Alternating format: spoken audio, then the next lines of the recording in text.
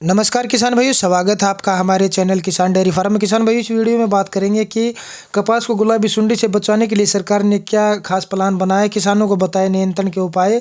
पूरी जानकारी आपको देंगे क्योंकि पिछले साल काफ़ी नुकसान हुआ गुलाबी सुंडी से नरमा कपास में और किसान इसकी मार अब तक झेल रहे हैं क्योंकि मंडियों में जिसमें ज़्यादा कीड़ा लग गया था, गुलाबी सुंडी का प्रकोप था, वो काफ़ी कम भाव में नरमा आज भी मंडियों में कम भाव में बिक रही है।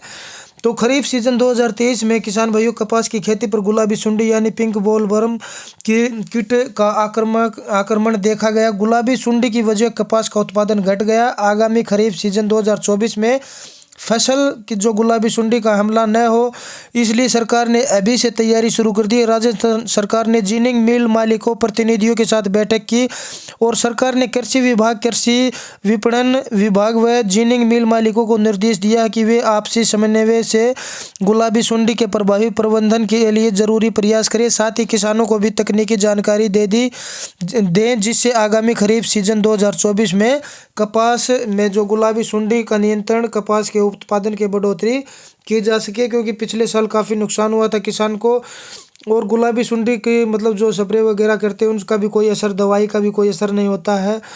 और ये शुरुआत से ही होती है, जिस खेत में हो जाती है वहाँ लकड़ियाँ होती हैं अगर, तो भी यह रह जाती है और बीज के साथ भी यह आती है। फेरोमोन ट्रैप लगाने की सलाह दी। ये कपास मिलों के आसपास फेरोमोन ट्रैप लगाने चाहिए ताकि गुलाबी सुंडी का शुरुआती अवस्था में पता चले और समय रहते नियंत्रण किया जा सके।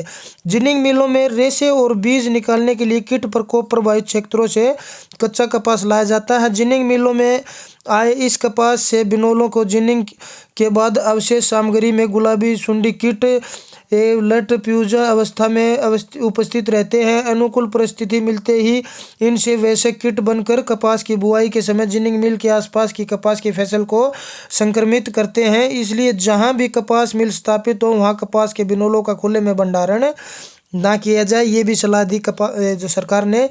बिनोलों को पॉलीथीन शीट से ढककर रखें।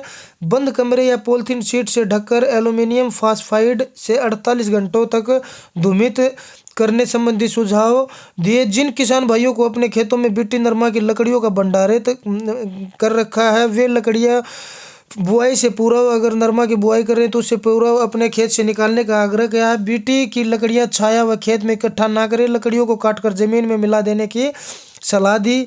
कृषि अनुसंधान केंद्र श्री गंगानगर के कीट वैज्ञानिक रूप सिंह मीणा द्वारा गुलाबी सुंडी कीट अलग अलग अवस्थाओं की पहचान सहित संपूर्ण जीवन चक्र की विस्तृत जानकारी दी गई व कपास की XT से लक्षणों के बारे में बताया गया।